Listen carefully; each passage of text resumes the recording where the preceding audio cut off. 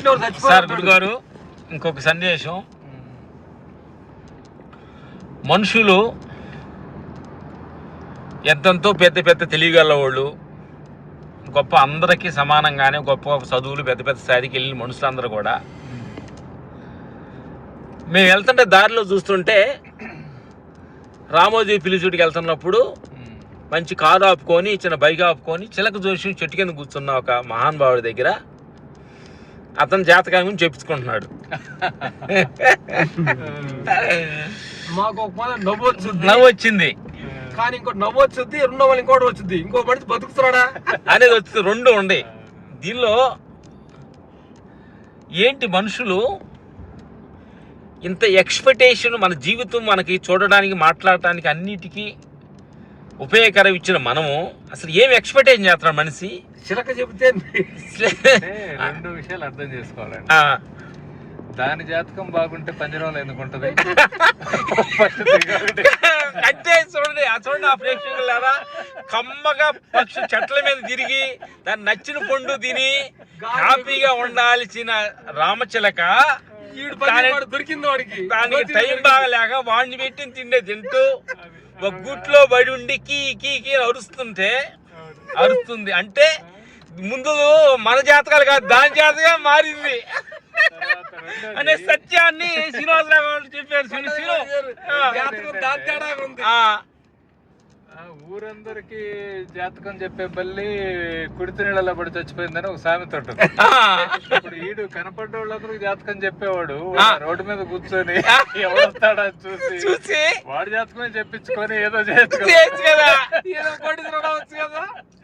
రెండు కొద్దిగా ఆలోచించాలా. అదే జనరల్ గా అంటున్నా పాయింట్. రెండు ఆలోచించాలి. మూడోది ఏంటంటే ఈ జాతకం అనేది సైకాలజీ అండి. మనుషులకి ఏంటంటే పాత రోజుల్లో ఇంట్లో అందరు ఉండేవాళ్ళు, ఊర్లో అందరు ఉండేవాళ్ళు, ఒకళ్ళనొకళ్ళు ప్రోత్సహించుకునేవాళ్ళు, ధైర్యం చెప్పేవాళ్ళు, భరోసా చెప్పేవాళ్ళు. ఇప్పుడు కలిసి కట్టుకో ఫ్యామిలీ పర్లేదు అని భుజం తట్టేవాడు ఎవడు లేడు. ఇప్పుడు వీడు బాధపడుతుంటే చూసేవాడు, ఎట్కారం చేసేవాడు, మాట్లాడేవాడు, డిగ్రేడ్ చేసేవాడు ఎక్కువైపోయారు అంటారు. వీడికి ఏమనిపిస్తుంటే అమ్మాయి నీకు కూడా బ్రహ్మాండంగా ఏదో కలిసి వచ్చే రోజులు ఉన్నాయని ఎవడన్నా చెబుతాడేమోనని ఎదురు చూస్తుంటాడు. అలా చెప్పేవాడు లేక వాడికే ఒక 100 రూపాయలు ఇచ్చి వాడి చేత మాట చెప్పించుకొని ఏవిఎస్ డైలాగ్ ఉంటుంది, అదో తృప్తి అన్నట్టు, అదో తృప్తి కలిసి వచ్చింది, నీ పెళ్ళి చెప్పించుకొని నీకు పెళ్ళైతే నీ పిల్లలు పెళ్ళైతే బిల్డింగ్ డబ్బులు వస్తాయి, నువ్వు ఇల్లు కడతామని వాడు 4 మాటలు చెబితే అమ్మాయి చాలరా నాయన వెళ్ళిపోవటం అనమాట. అది ఒక మానసిక బలహీనత అండి. అసలు అది మనిషి అంటే కృషి ఉంటే మనుషులు ఋషులు అవుతారు, మహాపురుషులు అవుతారని ఒక వేటూరి గారి పాట ఉంటుంది. అలాగా అంటే ఆ పని చేయాలి కానీ జ్యోతిష్యం చెప్పించుకుంటే పరిస్థితి మారదు కదా. మీరు ఎంత పని చేసి ఎన్ని ఓర్చుకొని ఎన్ని తిప్పలు పడితే ఈరోజు ఇక్కడ ఉన్నారు.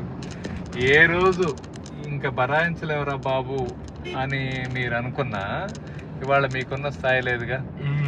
ఒక రచయిత చెప్తాడు, ఇంకా ఒక్క అడుగు కూడా వేయలేను అనుకున్నప్పుడు వేసే అడుగే మీ జీవితాన్ని మలుపు తిప్పుద్దని. చూడండి నా ప్రేక్షక దేవుళ్ళారా, చూడండి నీ జీవితంలో ఇక నీ అడుగు వేయలేను అనుకున్న స్థితిలో ఒక అడుగేసిందే నీ జీవితాన్ని మలుపు తిప్పొచ్చు అని అద్భుతమైన డైలాగ్ శ్రీనివాసరావు గారు చెప్పారనమాట. మీ కథలో కూడా నేను చదివితే ఏంద్రా బాబు ఇంకా బరాయించలేము, ఇప్పుడు మనల్ని తీసుకెళ్లి ఏదైనా చేద్దాం అన్నాడు కూడా ఏదో అతని పనికి ఏదో ఉపయోగించుకోవడానికో అతనికి ఏదో సేవ చేద్దాం అనుకునే తప్పితే ఇంకెన్నాళ్ళున్నా ఇంతే, ఇంకేం లేదు అనుకున్న స్థాయిలో కూడా ఓపిక పట్టి ప్రయత్నం చేయటమే ఇక్కడ ఇంకొక అడుగు అనేది ఎక్స్ట్రా మైల్ అనమాట, టర్నింగ్ పాయింట్. థ్యాంక్ యూ ఈ కథతోటి సమాప్తం. Thank you.